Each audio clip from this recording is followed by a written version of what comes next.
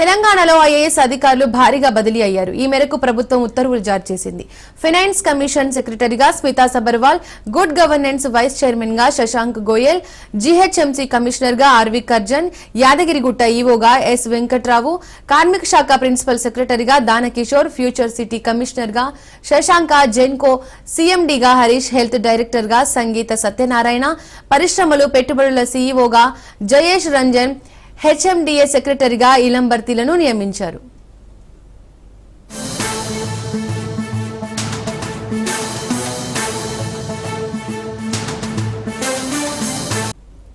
కాంగ్రెస్ ప్రభుత్వం అంబేద్కర్ ని అడుగడుగున అవమానించిందన్నారు బీజేపీ ఎంపీ రఘునందన్ రావు.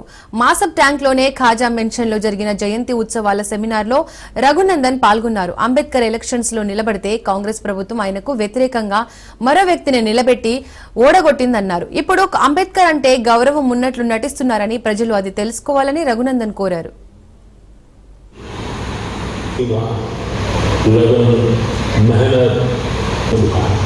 चंद्रयान को और कुछ कल गुजरने का जज्बा भी देखता वैसे उन्हीं वैज्ञानिकों ने चंद्रयान 3 वहां भारतीय टीम ने एक फील्ड हॉस्पिटल बना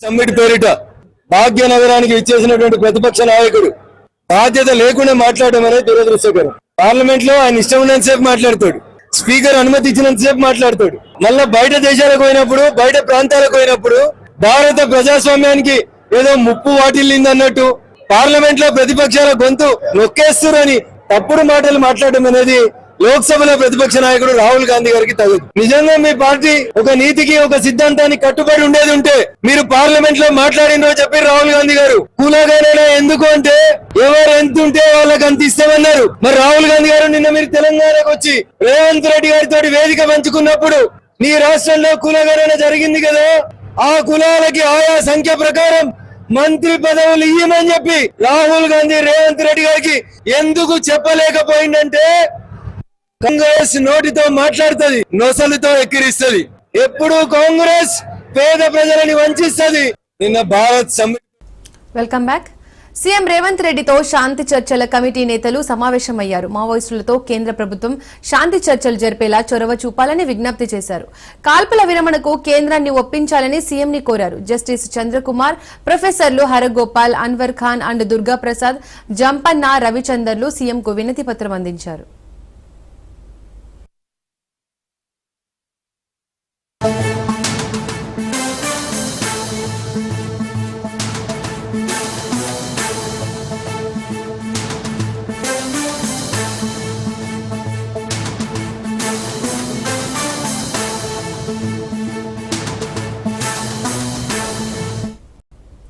పహల్గామ్ ఉగ్రదాడిని బీజేపీ ఎంపీ డీకే అరుణ తీవ్రంగా ఖండించారు. హైదరాబాద్ సరూర్ నగర్ లోని aware college of nursing and MLT వార్షిక స్నాతకోత్సవంలో ఆమె పాల్గొన్నారు.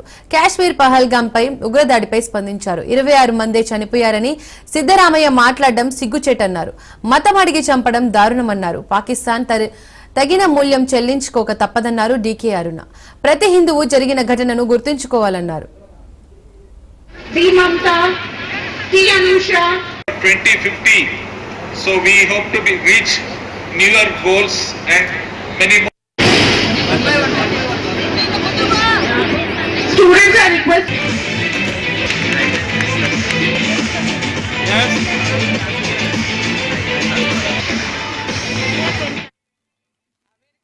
నర్సింగ్ అండ్ ఎంఎల్టీ ఈ రోజు కాన్వకేషన్ సందర్భంగా డిగ్రీ పూర్తి చేసుకున్నటువంటి విద్యార్థులకు అందరికీ కూడా సర్టిఫికేట్స్ ఇచ్చేటటువంటి కార్యక్రమంలో పాల్గొనడానికి రావడం జరిగింది. అవేర్ స్వచ్ఛంద సంస్థ ఆధ్వర్యంలో జరిగినటువంటి కార్యక్రమంలో పాల్గొంటున్న సందర్భంగా మరి ఇక్కడ స్టూడెంట్స్ అందరికీ కూడా ఇవాళ వాళ్ళ గ్రాడ్యుయేషన్ కంప్లీట్ చేసుకుని ఆనందంగా వాళ్ళు సర్టిఫికేట్స్ పొందుతూ తీసుకుని వెళ్తున్నటువంటి సందర్భంగా నన్ను ఇన్వైట్ చేయడానికి సర్టిఫికేట్స్ ఇవ్వడానికి. సో ఈ సంస్థ ద్వారా అవేర్ స్వచ్ఛంద సంస్థ ఈరోజు నర్సింగ్ కాలేజ్, ఎంఎల్టీ కాలేజ్తో పాటు అనేక సంస్థలు స్వచ్ఛందమైనటువంటి సంస్థలు నడుపుతూ ఉంది. ఇది దాదాపు 50 సంవత్సరాలుగా 1975లో మరి ఈ యొక్క సంస్థని నెలకొల్పినరు మరి మాధవన్ గారు.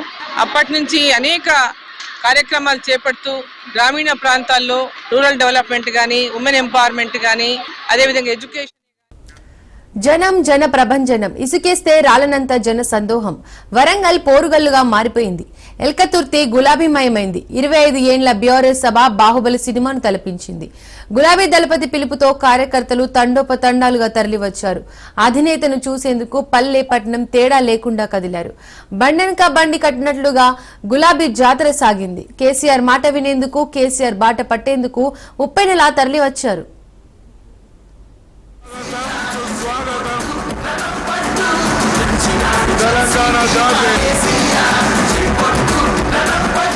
సందేశం ఇవ్వడానికి వచ్చేసినటువంటి తమ నాయకుడు కేసీఆర్ గారికి స్వాగతం. 4 కోట్ల తెలంగాణ ప్రజల ముద్దు బిడ్డ, 4 కోట్ల తెలంగాణ ప్రజల తెలంగాణ.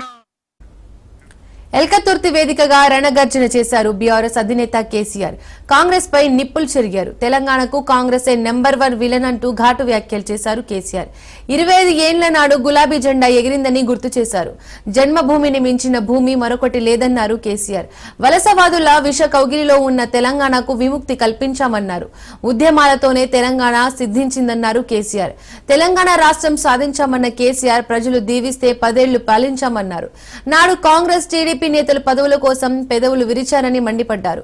నెహ్రూ, ఇందిరాగాంధీ తెలంగాణకు ద్రోహం చేశారన్నారు.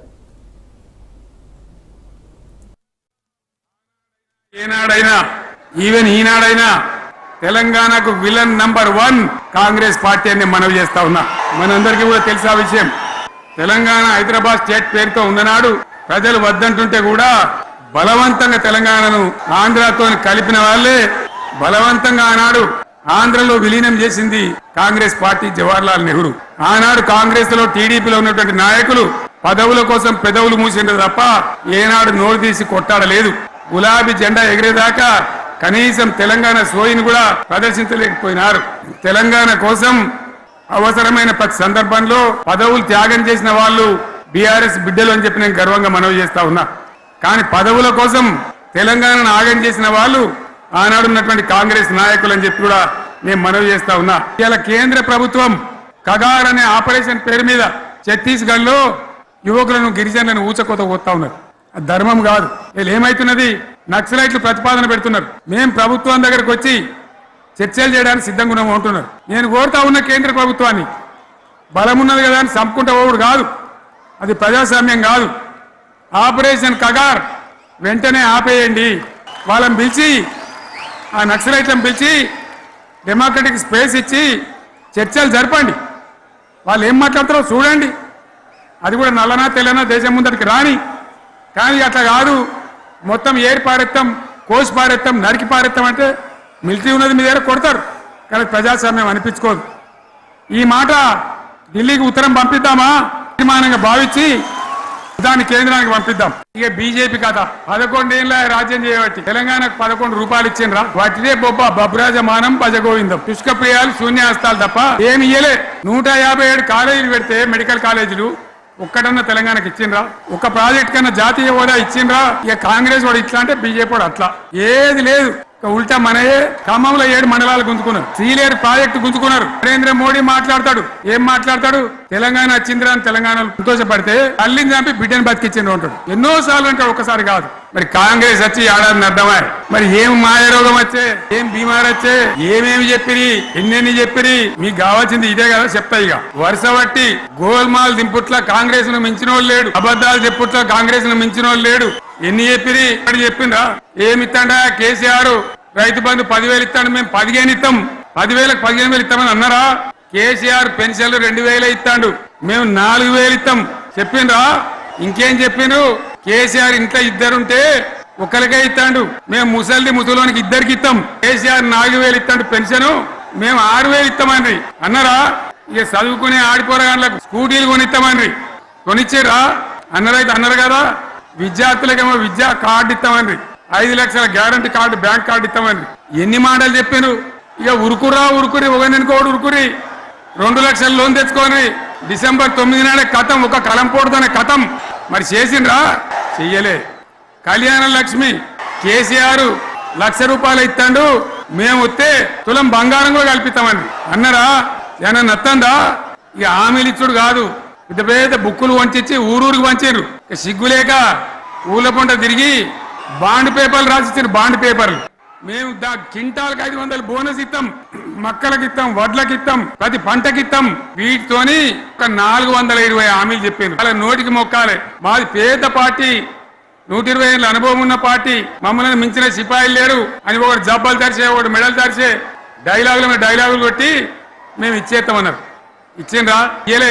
ఇన్ని మాటలు చెప్పి ప్రజల్ని ఏమార్చింది. ఒక ఉచిత బస్ అని పెడితే అది జుట్లు పట్టుకొని కొట్టుకుంటానికి మనకత్తాను తప్ప ఏమనికి ఉపయోగపడ్డది లేదు. ఆ మహిళలు అంటారు మాకు ఎందుకు ఉచిత బస్ దరిద్రం, మాకు అవసరమే లేదు అంటాను. మాట్లాడితే బీఆర్ఎస్ మీద నింద, మాట్లాడితే కేసీఆర్ మీద నింద. ఇది ఒక అలవాటు చేసుకొని ఎవరికి నోరుంటే వాంతే లెక్క అనే పద్ధతిలో మాటలు మాట్లాడుతూ ఈ కాంగ్రెస్ నయవంచక ప్రభుత్వం సంక్షేమంలో ఫెయిల్, మంచినీళ్లలో ఫెయిల్, పొలాలకు నీళ్ళు ఇవ్వడంలో, సాగు నీళ్లలో ఫెయిల్, కరెంటు సరఫరాలో ఫెయిల్, రైతు బంధులో ఫెయిల్, విత్తనాలు ఎరువులు సరఫరాలో ఫెయిలేనా? ధాన్యం కొనుగోళ్లలో ఫెయిల్, పల్లెలు పట్టణాల అభివృద్ధిలో ఫెయిల్, భూముల ధరలు పెంచడంలో ఫెయిల్. మరి దేంట్లో పాస్ అయిండు?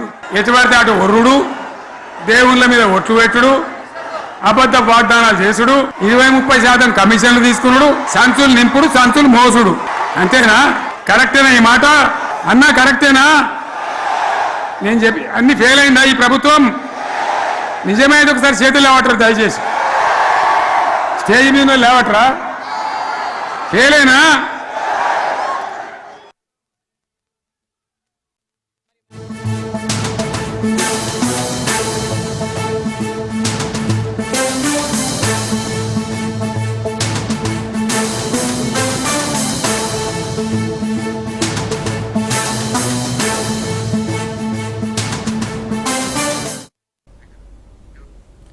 ఇవాల్టి ఈడీ విచారణకు రాలేనని సినీ నటుడు మహేష్ బాబు ఈడీ అధికారులకు లేఖ రాశారు. ఈడీ ఇచ్చిన నోటీసుల ప్రకారం మహేష్ బాబు ఇవాళ 10:30కు బషీర్బాగ్ లోని ఈడీ కార్యాలయంలో విచారణకు హాజరు కావాల్సి ఉంది. అయితే షూటింగ్ షెడ్యూల్ కారణంగా తాను విచారణకు రాలేకపోతున్నట్టు లేఖలో చెప్పుకొచ్చారు. విచారణకు మరో తేదీ ఇవ్వాలని ఈడీకి విజ్ఞప్తి చేశారు.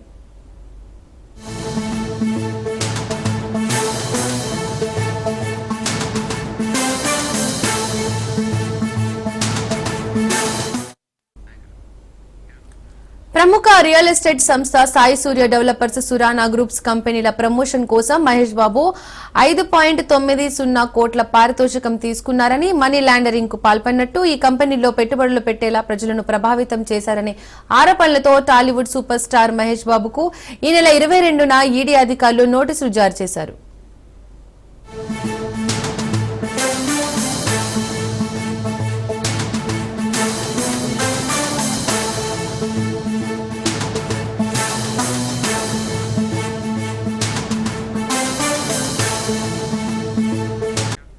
ఆ జిల్లాలో మొరం తవ్వకాలు అక్రమాలకు వరంగా మారాయి. నిన్న మొన్నటి వరకు గుట్టల్లో అటవీ ప్రాంతాల్లో ఎలాంటి అనుమతులు లేకుండా తవ్వకాలు చేస్తుండగా ప్రస్తుతం ప్రభుత్వ పనుల పేరిట మొరంను తవ్వుతున్నారు. అక్రమంగా మొరంను తరలిస్తూ అక్రమార్కులు సొమ్ము చేసుకుంటున్నారు. మారుమూల ప్రాంతాల్లోనే కాకుండా ఏకంగా జిల్లా మండల కేంద్రం సమీపంలో ఉండే గుట్టలను, కొండలను యథేచ్ఛగా తవ్వేస్తూ ప్రభుత్వ ఖజానాకు గండి కొడుతున్నారు.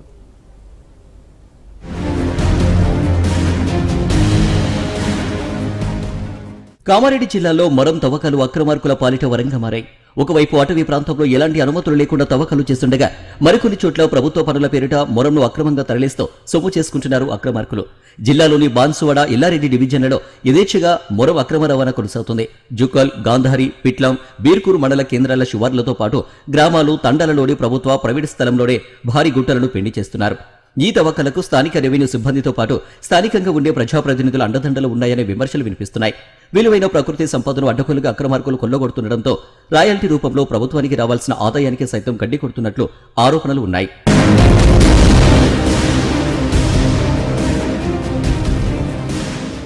మరోవైపు జిల్లాలోని మండల కేంద్రాలకు సైతం రియల్ ఎస్టేట్ వ్యాపారం పాకడంతో చాలా చోట్ల కొత్తగా వెంచలు వెలిశాయి. అయితే ఈ వెంచలలో రోడ్లు వేసేందుకు ప్రతిరోజు రాత్రి గుట్టు చప్పుడు కాకుండా 100 టిప్పర్లలో మొరం తరలిస్తూ ప్రైవేట్ స్థలంలో భారీగా డంపు చేస్తున్నారు అక్రమార్కులు. ఈ మొరం మాఫియా దెబ్బకు జిల్లాలోని పలు గ్రామాల్లో గుట్టలకు గుట్టలు కనపడకుండా పోతున్నాయని స్థానికులు చెబుతున్నారు. స్థానికంగా ఉండే కొందరు ప్రజాప్రతినిధుల అండంతో మొరం పనులు అక్రమంగా తవ్వకాలు జరుపుతూ ప్రైవేటుగా అమ్ముకుంటున్నారని ఆరోపణలు వినిపిస్తున్నాయి.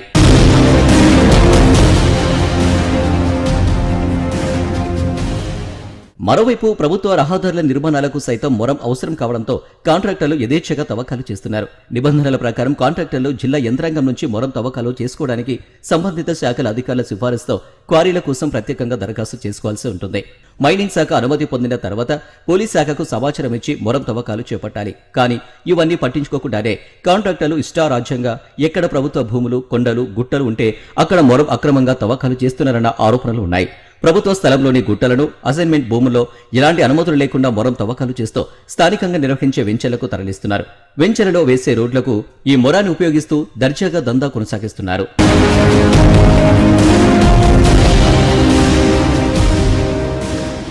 అనుమతులు లేకుండా సాగుతున్న మొరం దందాపై ప్రత్యేక నిఘాను ఏర్పాటు చేయాలని స్థానికులు కోరుతున్నారు. ఇప్పటికైనా మాఫియాకు అడ్డుకట్ట వేసి ప్రకృతి సంపదను కాపాడాలని వేడుకుంటున్నారు.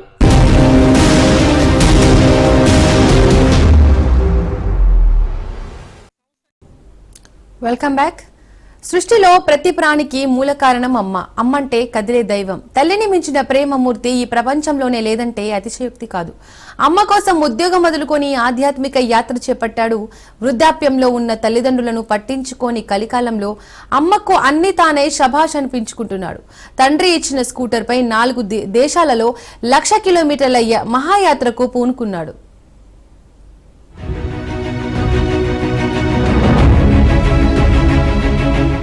మైసూరుకి చెందిన కృష్ణకుమార్ అనే వ్యక్తి వృత్తిరీత్యా కార్పొరేషన్ ఆఫీసులో టీం లీడర్ గా బెంగళూరులో పనిచేస్తున్నాడు. ఆయన తల్లి చుడారత్నం. వీరిది ఉమ్మడి కుటుంబం. అయితే తల్లి కుటుంబంలో ప్రతి ఒక్కరికి సేవలు చేస్తూ ఉండేది. తల్లి అంటే కృష్ణకుమార్కి అమితమైన ప్రేమ. తండ్రి చనిపోవడంతో ప్రతిరోజు కృష్ణకుమార్ తల్లితో 1 గంట సమయం కేటాయిస్తూ ఉండేవారు. చూడారత్నం కుటుంబ బాధ్యతల్లో పడి ఇల్లు దాటి ఎక్కడకు వెళ్లలేకపోయింది. ఈ క్రమంలోనే ఒకసారి మాటల మధ్యలో ఇదే విషయాన్ని కొడుకుతో చెప్పి బాధపడింది. తల్లి మాటలకు కృష్ణకుమార్ ఆవేదన చెందాడు. ఎలాగైనా తల్లిని ఆధ్యాత్మిక యాత్రకు తీసుకువెళ్లాలని, దేశవ్యాప్తంగా ఉన్న ప్రధాన ఆలయాలను అన్నిటినీ చూపించాలని నిశ్చయించుకున్నాడు.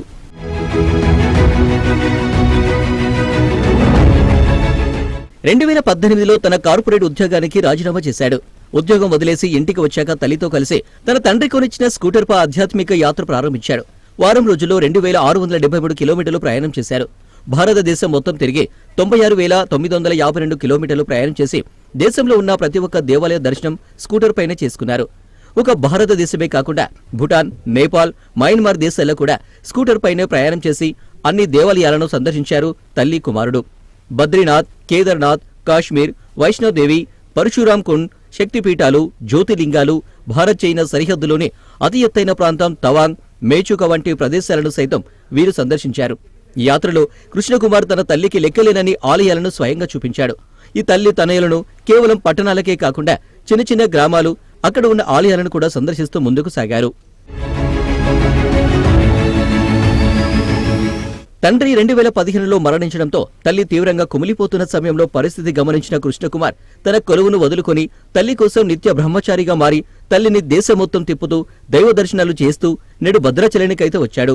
గతంలోనే యాత్ర సమయంలో భద్రాచలం చేరుకుని భద్రాచలం శ్రీ సీతారామచంద్రస్వామి దేవస్థానం రాములవారిని దర్శించుకుని ప్రత్యేక పూజలు నిర్వహించుకున్నారు.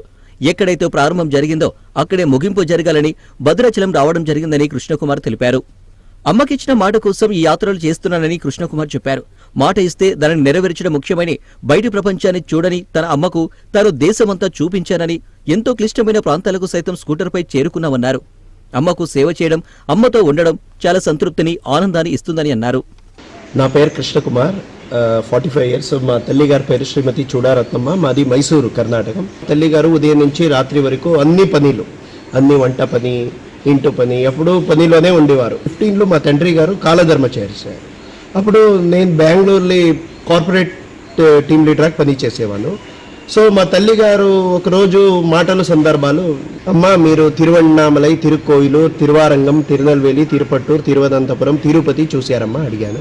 మా తల్లి గారు నేను ఇక్కడ బేలూరు హళబిడే చూడలేదు నాన్న సాంత్వన చేసి, అమ్మ మీకు ఈ బేలూరు హళబిడి ఒకటే కాదు మొత్తం భారతమే తీసుకుపోయి మీకు చూపిస్తాను. ఈ విధంగా సంకల్ప చేసి జనవరి 16, 2018 మైసూర్ నుంచి స్టార్ట్ చేసి ఈ బండి మీదే మేము ఇప్పుడు తిప్పుతా ఉన్నాము. ఈ బండి అంటే ఇది 21 years పాత స్కూటరు, మా తండ్రి గారు ఇచ్చిన ఫస్ట్ గిఫ్ట్. ఈ బండి మీద వెళ్తే ఎప్పుడు మా తండ్రి గారు మాకు కూడా ఉన్నారు, వాళ్ళు వస్తున్నారు మాకు కూడా. ఈ యాత్రలో 2 కాదు 3 ఉన్నాము. ఈ విధంగా భావించి ఇంతవరకు 96,958 కిలోమీటర్లు ఇంతవరకు ట్రావెల్ చేశాం. కన్యాకుమారి నుంచి కాశ్మీర్ వరకు ఎంత గుడి ఉందో అన్ని మఠాలు, గుడిలు, అన్ని పీఠాధిపతులు, మఠాధిపతులు, ఆధ్యాత్మిక కేంద్రాలు, అన్ని పుణ్య నదిలు పుణ్య స్నానం చేసి అన్ని గుడిలు తీర్థప్రాశనం చేసి మా తల్లి గారికి అన్ని ఇది దాండి నేపాల్, భూతాను, మయన్మార్ కూడా అదే బండిలు వెళ్ళి వచ్చాము. కృష్ణకుమార్ లాంటి కొడుకు పుట్టడం తనకు పూర్వజన్మ సుకృతంగా భావిస్తున్నారని చూడారత్నం తెలిపారు. అంతేకాదు తన కొడుకు తనకు హనుమంతులా కనబడుతూ ఉంటాడని చెప్పుకొచ్చారు. మరొక జన్మంటూ ఉంటే తాను కృష్ణకుమార్కి కూతుర్లా పుట్టి రుణం తీర్చుకునే విధంగా దేవుడు తనకు వరం కల్పించాలని కోరుకుంటారని తెలిపారు. कर्नाटक के मैसूर वाले मेरे पति के ज़माने में मैं कुछ भी नहीं देखा था, सिर्फ रसोई करके कामों में मेरा जीवन बीत गई थी, बाहर का व्यवहार नहीं था. मेरे पति चल बसने के बाद मेरा बेटा मुझको जीते रहते समय अम्मा जी को सब कुछ दिखाना ऐसा चाहकर मुझे सारे भारत का दर्शन कराया है. हमारे भारत में जितना पुण्य क्षेत्र है उन सभी पुण्य क्षेत्रों का दर्शन करा के वहाँ पुण्य नदियों में नहा के मंदिरों का तीर्थ प्रशन करके मेरा जन्म सार्थक बनाया है. उसका जीवन भी सार्थक हो गया है. इस जमाने में ऐसा पुत्र मिलना बहुत मुश्किल है, मुझे मिलना मेरा सौभाग्य समझती. తల్లిదండ్రులని భారమని భావించే ఈ రోజుల్లో అనాథ ఆశ్రమాల్లో రోడ్లపై తల్లిని వదిలిస్తున్న కాలంలో ఇలా తల్లి కోసం ఇచ్చిన మాటల కోసం కృష్ణకుమార్ చేస్తున్న మాతృసేవ సంకల్ప యాత్ర ఎంతో గొప్పదని పలువురు కొనియాడుతున్నారు.